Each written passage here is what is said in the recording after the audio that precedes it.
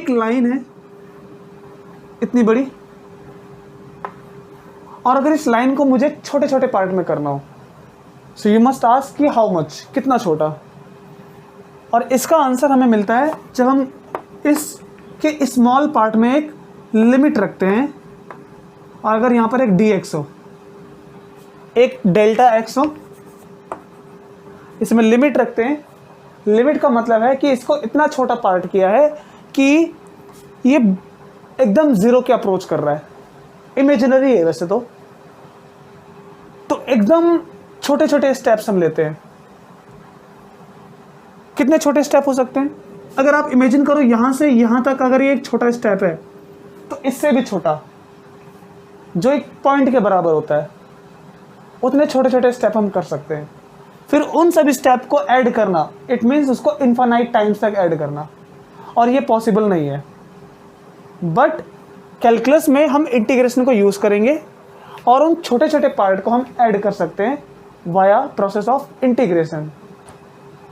इसी तरह फिजिक्स में इसके कुछ फॉर्मूले चलते हैं, जैसे कि अगर एक ऑब्जेक्ट को कुछ फोर्स लगाई जाए एक सर्टेन एंगल पर, लेकिन वो एंगल किसके बीच का होना चाहिए? सो द आंसर इज कि बॉल को या एक ऑब्जेक्ट को मैंने ऐसे फोर्स लगाया कि ये बॉल इधर जा रही है, आगे की तरफ जा रही है, तो इसकी डिस्प्लेसमेंट यहां पर हो रही है, फोर्स मैंने इस तरफ लगाया। ठीक है, तो फोर्स ऐसे लगाओ ताकि डिस्प्लेसमेंट आगे हो जाए। तो इनके बीच में एक सर्टेन एंगल ड्रॉप होता है, and that angle we call as angle between force and displacement. अब हम ये भी सोच सकते हैं कि बॉल इन दोनों के नेट डायरेक्शन में मूव करनी चाहिए, but keep in your mind कि नेट डायरेक्शन के लिए हम तभी बात करेंगे जब क्वांटिटी सेम नेचर की हो। जैसे कि अगर इस बॉल पर अगर फोर्स लगाई जाए एक, और फिर इस पर फोर्स लगाई जाए 2, तो बॉल इन दोनों फोर्स की नेट डायरेक्शन में मूव करेगी। तो हम इसका रिजल्टेंट एडिशन से फाइंड कर सकते हैं, वेक्टर एडिशन। लेकिन यहां पर ये फोर्स है, डिस्प्लेसमेंट है, तो कभी भी दिमाग में मत लाना कि इनका एक कोई नेट डायरेक्शन होगा या नेट रिजल्ट होगा। नेट रिजल्ट हमेशा वेक्टर एडिशन देगा, और एडिशन किसी दो सिमिलर क्वांटिटी के बीच में होता है, इनके बीच में नहीं होगा, क्योंकि एक फोर्स है एक डिस्प्लेसमेंट है। तो ऐसे टाइम पर जब एक ऑब्जेक्ट को फोर्स लगा के मूव कराया, कि डिस्प्लेस कर रहा है, तो कुछ वर्क डन होगा। So how much work done is F(x) cos theta, where theta is the angle between displacement and force. और ये फिजिक्स में फॉर्मूला तभी तक है जब तक फोर्स कांस्टेंट है। ये बात हम बहुत पहले से जानते हैं। और भी अगर हम किसी का एरिया फाइंड करना चाहें, तो ये वो लाइन है, इसके अंडर जो एरिया आता है वो ये वाला है, तो इसका एरिया बड़े आसानी से फाइंड हो जाएगा, ट्रायंगल, राइट एंगल ट्रायंगल। या इसका एरिया फाइंड करना चाहें, जो भी रेगुलर शेप है, ठीक, क्वाड्रिलेटरल में जो भी रेगुलर शेप है हम उसका एरिया फाइंड कर सकते हैं, ट्रायंगल का भी, रेक्टेंगल का भी, पैरेललोपाइप का भी, पैरेललोग्राम का भी, किसी का भी एरिया। लेकिन अगर वो शेप ऐसे बदल जाए और तब इसके अंडर एरिया फाइंड करना है, तो अब हम एरिया फाइंड नहीं कर पाएंगे, क्योंकि इसमें हम अगर चाहें तो एक रेगुलर शेप बनेगी नहीं, क्योंकि इस शेप को हम नहीं पहचानते हैं। ऐसे शेप को बोलते हैं आर्बिट्ररी शेप, आर्बिट्ररी कर्व। ठीक, कर्व कौन है? तो आंसर है ये वो कर्व है। इसमें कर्व कौन था? Straight line. इसमें आर्बिट्ररी, इसमें स्ट्रेट। आर्बिट्ररी का मतलब कैसी भी मनमानी शेप हो सकती है। ऐसे में हम नहीं फाइंड कर पाएंगे इसका एरिया क्या है। The similar case we take in force. अगर यही वो कर्व फोर्स और डिस्प्लेसमेंट के बीच का हो, और हमने पर्टिकुलर डिस्प्लेसमेंट, फोर्स, इन दोनों की वैल्यू को हमने जान लिया, कि इतना डिस्प्लेस कर रहे हैं, इतनी फोर्स लगा रहे हैं, तो फोर्स का अमाउंट भी है, डिस्प्लेसमेंट भी है। हमने इसके थ्रू एक ग्राफ बनाया, इक्वेशन को पुट करके, तो ग्राफ कुछ ऐसा मिलता है। और अब इसका एरिया फाइंड करना चाहें तो कैसे मिलेगा? तो आंसर है कि हम इसके अंडर एरिया फाइंड करते हैं, एक लिमिट लेकर कि चलो हमें ए से बी पर निकालना है, इतनी रेंज में कितना वर्क डन हुआ ये पता करना है। अब सिंपली चाहो तो एफ एक्स कॉस थीटा नहीं कर सकते हो, क्यों नहीं कर सकते? क्योंकि यहां पर हर एक डिस्प्लेसमेंट के लिए जो फोर्स है वो वेरिएबल है। यहां पर फोर्स का अमाउंट कुछ और, यहां कुछ और, यहां कुछ और, यहां कुछ और यहां कुछ और। तो जैसे जैसे हम डिस्प्लेसमेंट आगे बढ़ रहे हैं तो फोर्स वेरी कर रही है, तो कितना वर्क डन होगा इसका पता हम नहीं लगा सकते। इसको ही पता लगाने के लिए हम क्या यूज करते हैं?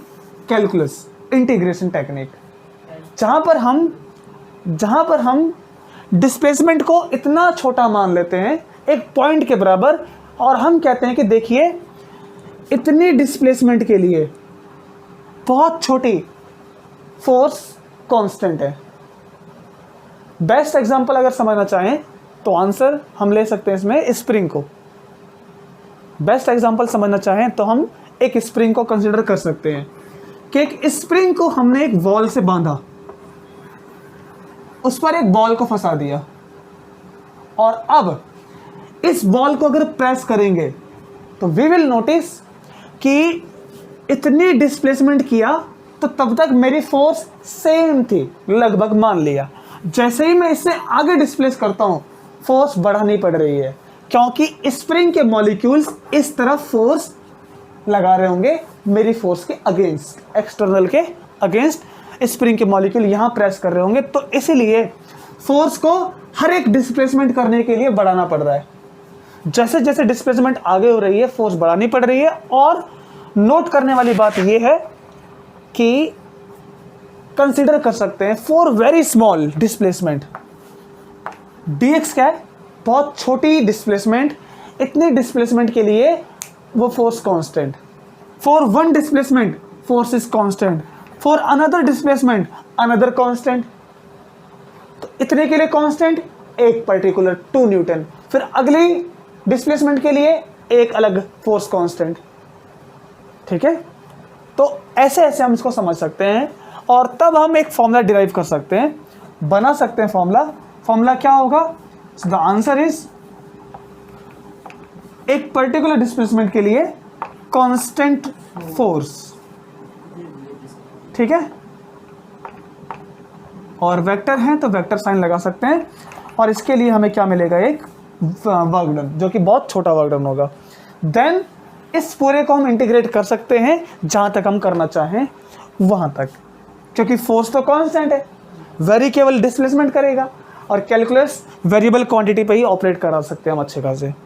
तो इसकी रेंज a to b लगाकर इसको इंटीग्रेट कर लेंगे, and then we would find कि यहां से यहां तक जो भी वर्क डन हमारा था वो कैलकुलेट कर सकते हैं। So this is the beauty of calculus और इंटीग्रेशन। बट इसकी और भी खास बात है जो हम धीरे धीरे करके कैलकुलस में आगे पढ़ सकते हैं, but it is not pure your calculus, so I am just living here.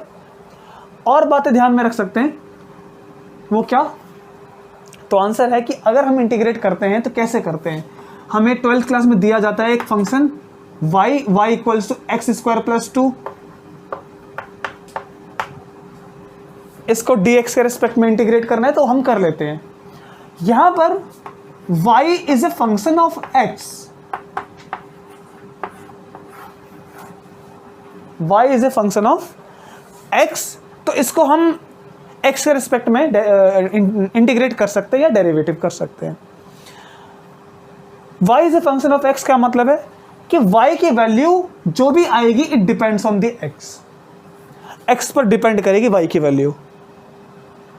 Simple, अगर y x इक्वल्स टू 1 लेते हैं तो y 3 आ जाएगा, 2 लेंगे तो 6 आ जाएगा y। इस तरह से कंटिन्यू y वेरी करेगा as we will put the values of x, जैसे जैसे x की वैल्यू बदलेंगे, करेक्ट। लेकिन एक और चीज, y केवल और केवल यहां पर एक ही वेरिएबल पर डिपेंड करता है, एक ही वेरिएबल पर, तो इसको इंटीग्रेट कर सकते हैं। हमने सीखा है 12th क्लास में।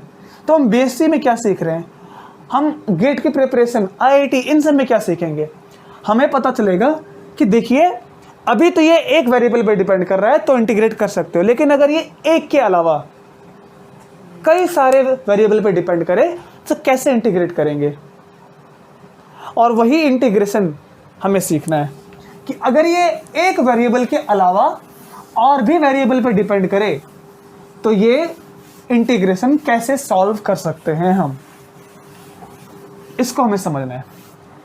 ठीक है, तो कैसे समझेंगे इस चीज को, तो सुनिए। हम पहले कोई भी एक कर्व मान लेते हैं, एक आर्बिट्ररी कर्व।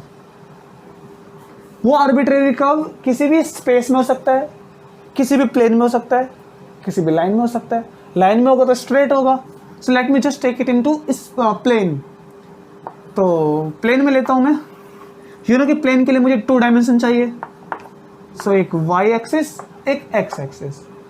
यहां पर एक कर्व बनता है, I have just drawn like this, मैंने इसको ऐसे ड्रॉन कर दिया, बना दिया, ठीक है ना।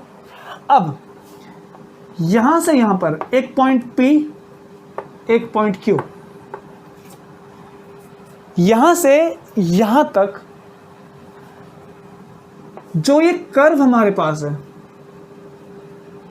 इसको हमें इंटीग्रेट करना है यहां से यहां तक।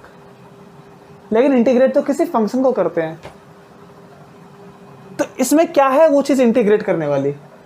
सो लेट्स वी से कि ये जो ग्राफ बना है, ये जो कर्व बना है, ऑब्वियस है कि कर्व किसी ना किसी फंक्शन से ही तो बना होगा, किसी ना किसी रिलेशन से बना होगा। वो रिलेशन मान लो इस तरह से गिवन है,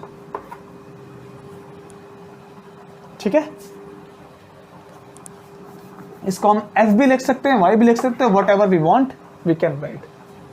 मान लो कि कोई भी वैल्यू है, जैसे for example y equals to x plus 2 या एक्स क्यूब प्लस 2। ये और ये डिफरेंस खास नहीं है, डिफरेंस बस इस बात का है कि ये जनरल है और ये हमने कोई चूज की है। ये जनरल का मतलब किसी भी चीज को समझने के लिए हम इसको समझ सकते हैं, और ये पर्टिकुलर एक के लिए वैलिड है, ठीक है। तो फिर से ये जो ग्राफ हमने, ये इक्वेशन हमने बनाया कि f कोई फंक्शन है जो x पे डिपेंड करता है, तो उसको हमने ड्रॉ कर दिया, ठीक है। बट फॉर व्हाट, अभी के लिए समझ लेते हैं कि अगर ये x पे डिपेंड ना करते हुए और भी वेरिएबल पे डिपेंड करे, लाइक x पर, y पर, चलो 2 डायमेंशन में कराते हैं, अभी इन दोनों पे डिपेंड करता है, ठीक है। तो उसका ग्राफ हमने ये प्लॉट कर दिया। अब हमें इसी फंक्शन को इंटीग्रेट करना है। ये कुछ भी हो सकता है, it could be work done और एनीथिंग एल्स। अभी बस तरीका सीखेंगे कि कैसे करते हैं। इसको हमें अगर इंटीग्रेट करना है तो हम इसको समझने के लिए छोटे छोटे पार्ट में बांट लेते हैं, छोटे छोटे पार्ट में, ठीक है। 1 2 3 4 कोई भी पार्ट में, ये ith पार्ट, ये nth पार्ट, तो P से Q तक जब इसको इंटीग्रेट करेंगे, और ऑब्वियस कि अगर हम वर्क डन को इंटीग्रेट करते हैं तो क्या मिलता है हमें, या फिर एक काम कहते हैं कि अगर हम इसको इंटीग्रेट करते हैं तो क्या मिलता है, टोटल वर्क डन। इसी तरह से हम और भी क्वांटिटी को जानते हैं जो कि हम इंटीग्रेट करते हैं, तो उस क्वांटिटी में वो टोटल हमें अमाउंट मिल जाता है कि इस पॉइंट से उस पॉइंट तक कितनी है। अगर ये वर्क डन है तो work done from P to Q कितना हुआ, इसको कैलकुलेट करने के लिए इसको छोटे छोटे पार्ट में डिवाइड कर लेते हैं, क्योंकि उसी के लिए फॉर्मूला वैलिड है, उसी के लिए फॉर्मूला हम बना सकते हैं। तो यहाँ पर छोटे छोटे पार्ट में डिवाइड करने के बाद इसको इंटीग्रेट करना आसान हो जाएगा, ठीक है। कैसे करते हैं इसको सॉल्व, ये हमें समझना है। 2 भी हो सकता है, 3 भी हो सकता है, तो समझते हैं इसको। देखिए, मेरे कहने का सिंपल मतलब है कि वेरिएबल होने का मतलब कि अगर ये सन, ये अर्थ, इसका ऑर्बिट इलिप्टिकल है, वी नो, इसकी फोर्स किसका फंक्शन है? द आंसर इज कि वो डिस्टेंस का फंक्शन है। देखो ग्रेविटेशन फोर्स क्या होती है? G m1 m2 upon r square for vector, so I have just put it like this, a unit vector। तो ये फोर्स डिस्टेंस का फंक्शन है। यहां पर जो फोर्स लग रही होगी ये F1 होगी, क्योंकि यहां की डिस्टेंस R1 है। यहां से फोर्स जो लग रही होगी वो F2 होगी, क्योंकि डिस्टेंस R2 है। तो हर एक पॉइंट पर जो इसकी डिस्टेंस है वो कभी भी सेम नहीं है, डिस्टेंस अलग अलग है, तो फोर्स भी अलग अलग होगी। ऐसे केस में वर्क डन कैसे कैलकुलेट करोगे? अब ये तो प्लेन है, कैसे कैलकुलेट करेंगे वर्क डन? तो वही तरीका कि हम छोटे छोटे पार्ट में इसको बांट लेंगे और हम ये कहेंगे for very small displacement dl। क्या है? बहुत छोटी सी डिस्प्लेसमेंट, ठीक? तो for very small displacement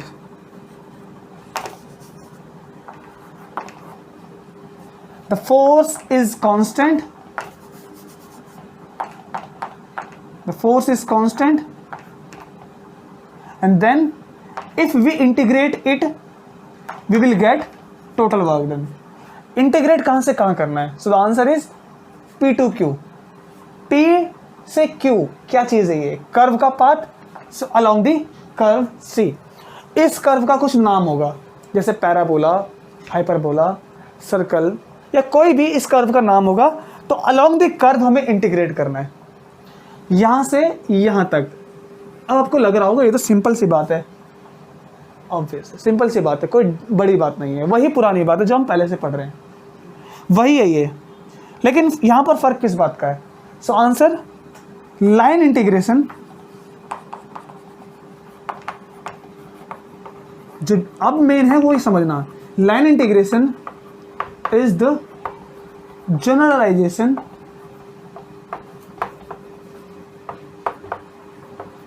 of definite integral. ये डेफिनेट इंटीग्रल का ही एक एडवांस रूप है। एडवांस क्या? P2 क्यों इंटीग्रेट करना है? We can put limits P2 क्यों। प्रॉब्लम यही आ जाती है, हम डेफिनेट में लिमिट रखते थे डायरेक्ट, यहां पर C रखा है, थोड़ा सा फर्क लग रहा होगा ना। तो डेफिनेट में हम लिमिट कब रखते थे, कैसे रखते थे?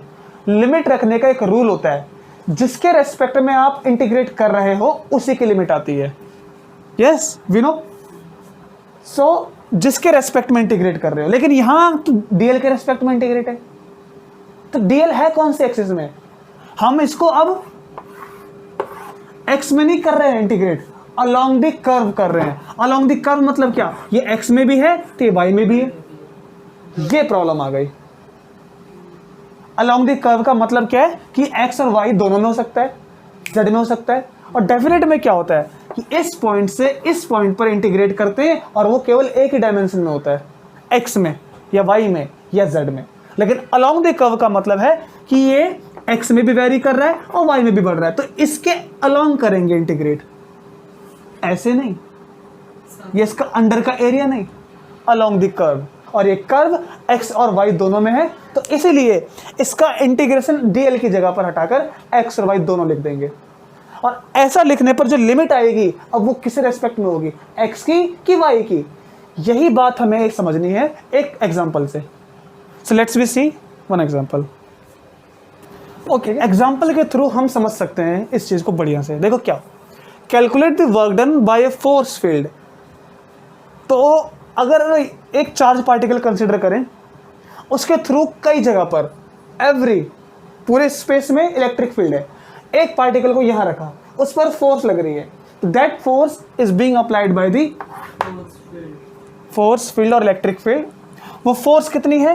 वो इस अमाउंट से गिवन है, F vector equals to 2xy i cap minus y square j cap. ये फोर्स लग रही है, डिस्प्लेस कर रहा है ऑब्जेक्ट, कहां से कहां आगे पता लग जाएगा। In moving the object along the curve y equals to x square. तो ये कर्व है इसके अलोंग हम उस ऑब्जेक्ट को मूव करा रहे हैं। कहने का मतलब क्या है? कहने का मतलब ये कि एक पार्टिकल ये रखा है, मैंने इसको फोर्स लगाया और फोर्स लगा के मैं इसको ऐसे मूव करा रहा हूं। मैं ऐसे क्यों करा रहा हूं? तो आंसर है कि मैंने पहले से ही एक रास्ता बनाया हुआ था कि मुझे यहां से यहां ले जाना है, तो उस रास्ते के अलोंग बनाया ना मैंने, इस फोर्स को लगाया। ऐसे ही ये कर्व है। कौन सा कर्व है? इसको आइडेंटिफाई करो। It is your parabola y equals x square. ठीक है, y equals to x square. कौन से एक्स में बनेगा parabola? So this will be in your this axis. इसका ऑरिजिन मुझे नहीं पता, आर्बिट्ररी मैंने कर्व बनाया है इसको। बस इसी कर्व के अकॉर्डिंग एक फोर्स है पूरी तरफ, इस स्पेस में हर तरफ इलेक्ट्रिक फील्ड है। वो इलेक्ट्रिक फील्ड पार्टिकल को ऐसे मूव करा रही है, जैसे मैग्नेटिक फील्ड एक पार्टिकल को रोटेट कराती है ना जबरदस्ती, वैसे ही कोई भी एक फील्ड है जो पार्टिकल को ऐसे करके मूव कराई इस कर्व के अलोंग। अब हमें इसी कर्व के अलोंग वर्क डन निकालना है। कहां से कहां तक मूव करता है? तो एक्स वाई प्लेन में 0 to 0 0 0 to 2 4, x1 y1 x2 y2। तो इसके कोऑर्डिनेट चेंज हो रहे हैं, हमें वहां से वहां पर इसका वर्क डन निकालना है। 0 0 to 2 4। अभी 2 4 कहां बैठ है उससे हमें कंसीडर नहीं करना, ये वैसे 2 4 इधर आना चाहिए। इस पॉइंट से इस पॉइंट तक हमें वर्क डन कैलकुलेट करना है। वैसे 0 0 अगर यहीं पर मान ले हम कि 0 0 यहाँ पर है, 2 यहाँ पर है, 4 यहाँ पर, तो यहाँ से यहाँ तक हमें वर्क डन निकालना है। अब ये काम हमारा हो सकता है। कैसे होगा? तो ये कर्व जो है यह ऐसे करके है। अब ये फोर्स यहां पर दे रखी है। कैन यू से कि एक फोर्स कौन सी है? कांस्टेंट और वेरिएबल? ऑब्वियस है, this force is the function of x y, तो वेरिएबल है। और वेरिएबल फोर्स के लिए फॉर्मूला नहीं है तो हम इसको स्मॉल पार्ट में बांट लेंगे, देन वी विल राइट उसके फॉर्मूला। देखो क्या होता है, total work done along the curve C. ठीक है, इस ग्राफ का नाम सी दे दिया मैंने, और force F vector dot DL vector. Correct. अब ये वेक्टर के दो कंपोनेंट हैं, मैं इसका एक जनरल फॉर्मूला बताता हूं वो क्या बनेगा, क्योंकि मैंने आपको वो नहीं बताया, इस एग्जांपल के थ्रू आगे बताऊंगा। तो पहले जनरल फॉर्मूला देख लो क्या होता है। तो फोर्स को हम लिख सकते हैं F1 I cap, F2 J cap, F3 K cap in 3D in space.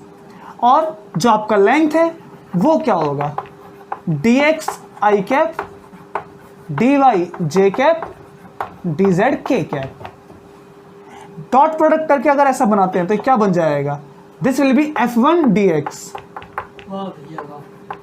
ऐसे ही हो सकता है, F2 dy, F3 dz। अगर डॉट प्रोडक्ट करेंगे तो ये बनेगा एक general formula, F1 dx plus F2 dy plus F3 dz। तो ये चीज वही है, और along the curve any curve. 2D है, प्लेन है अगर, तो ये लीजिए प्लेन के लिए इतना। अब वी नो कि F1 और F2 स्केलर कंपोनेंट है, और ये कंपोनेंट x और y पे डिपेंड कर सकते हैं। जैसे यहां पर F1 ये है जो x y दोनों पे डिपेंड करता है, F2 ये है जो y पे डिपेंड करता है। ठीक है ना, F1 F2 किसी पे भी डिपेंड कर सकते हैं। इनके लिए हमें एक फॉर्मूला बनाना था, और ये जनरल फॉर्मूला है, इसी को यहां पुट करते हैं और तब देखते हैं हमारा आंसर क्या बनता है। तो देखो अलोंग द कर्व सी, मैं लिमिट अभी क्यों नहीं रख रहा हूं, लिमिट अभी इसलिए नहीं रख रहा हूं, लिमिट रखूंगा मैं उसका ये जिसके रेस्पेक्ट में मैं इसको इंटीग्रेट करूंगा उसको देखकर।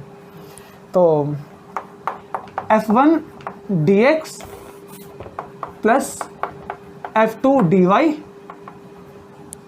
अब मैं इस F1 F2 को आइडेंटिफाई कर लेता हूं, वो कहां है मेरा F1 F2, F1 F2।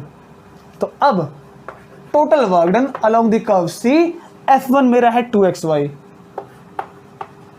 2xy F1 dx plus F2 क्या है, minus y square, minus y square dy।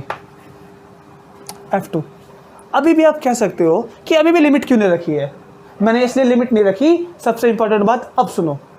Limit मैंने इसलिए नहीं रखा क्योंकि पहले इंटीग्रेट करने से पहले मुझे जितने वेरिएबल हैं उन सबको सिंगल वेरिएबल में कन्वर्ट करना पड़ेगा। थोड़ी सी बात फिर से रिपीट करते हैं। जो ये dx दे रखा है जिसके रेस्पेक्ट में इंटीग्रेट करना है, उसी के रेस्पेक्ट में ये वेरिएबल होने चाहिए। या इसको dy बनाते हो तो ये y ही होना चाहिए पूरा का पूरा। अगर इसको dx है तो ये पूरा का पूरा x होना चाहिए, y नहीं होना चाहिए यहां पर कोई भी। ये y है, y के रेस्पेक्ट में करोगे तो y होना चाहिए, x के रेस्पेक्ट में करोगे तो x होना चाहिए, उसके अलावा कोई नहीं। मैं दोनों को x के रेस्पेक्ट में कर सकता हूं, दोनों को मैं y के रेस्पेक्ट में कर सकता हूं। मैं दोनों रूप करके दिखलाऊंगा आपको।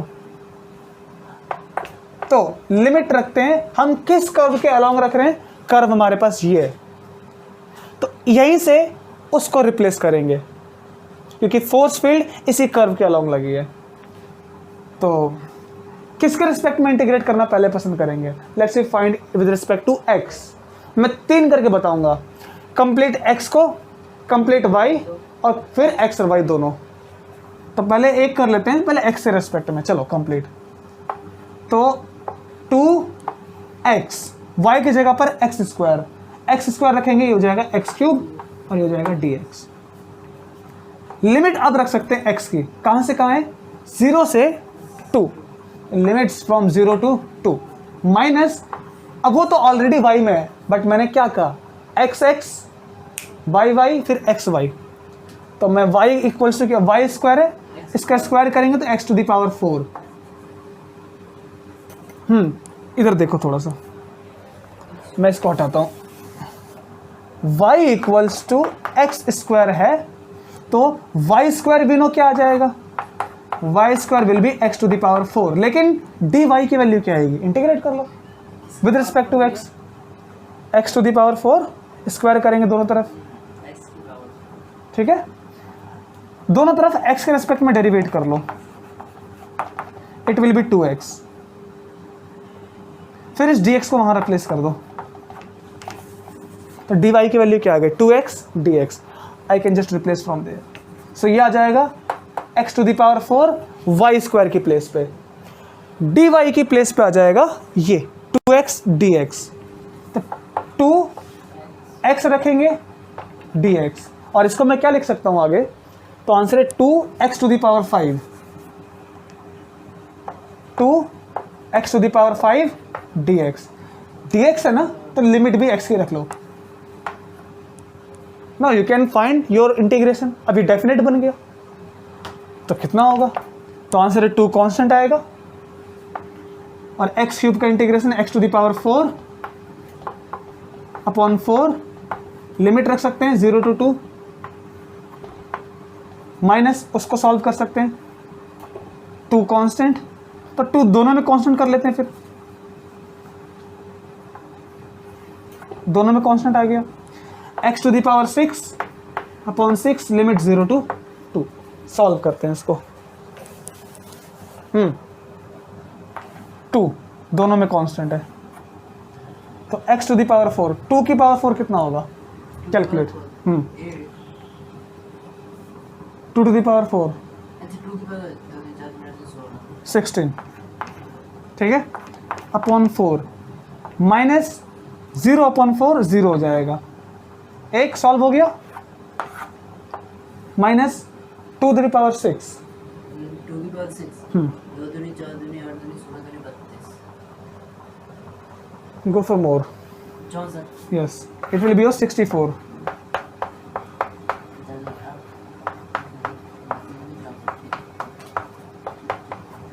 तो it will be your 64 upon 6, फिर 0 रखेंगे तो वो कैंसिल, 0 का पार्ट हमें यूज नहीं करना है। सॉल्व कर सकते हैं, ये आ जाएगा 4 और वो कितना आ जाएगा, यस वी कैन सॉल्व। तो 2 4 माइनस 32/3, तो 3 दोनों तरफ कर लेते हैं, ये 12 हो जाएगा आपका। अगर 3 से ऊपर नीचे मल्टीप्लाई करूँगा तो कितना आएगा, -20 -20/3, और ये 2 से मल्टीप्लाई करेंगे, इट विल बी -40/3। तो ये आपका वर्क डन है along this curve by the force field this x y. So let's we calculate for that.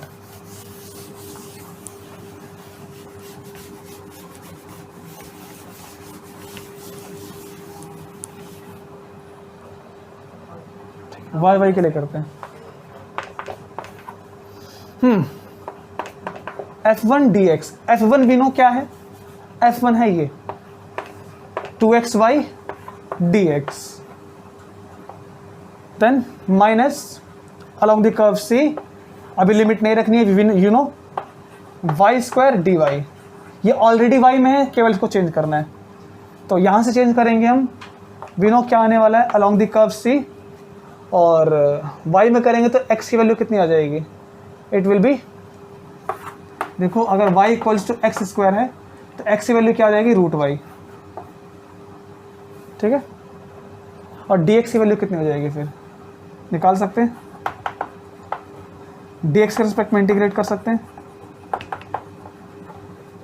2x, और उसके बाद dx वहाँ पर ट्रांसफर करते हैं, तो dy by 2x equals to dx। फिर इस x को यहाँ से रिमूव कर सकते हैं, इस x की वैल्यू क्या आ जाएगी, √y, तो वैल्यू पुट कर सकते हैं 2 और x की वैल्यू √y, तो y √y, इसको लिख सकते हैं y की power 3/2, y to the power 3/2, dx की प्लेस पे dy अपॉन में 2 √y, 2, फिर से लिखते हैं इसको 2 √y times y dy, 2 √y, 2 √y से √y कैंसिल, माइनस y की लिमिट रख लेते हैं। अब y की लिमिट क्या है, देखो सब कुछ y में है, तो y है 0 से 4 तक,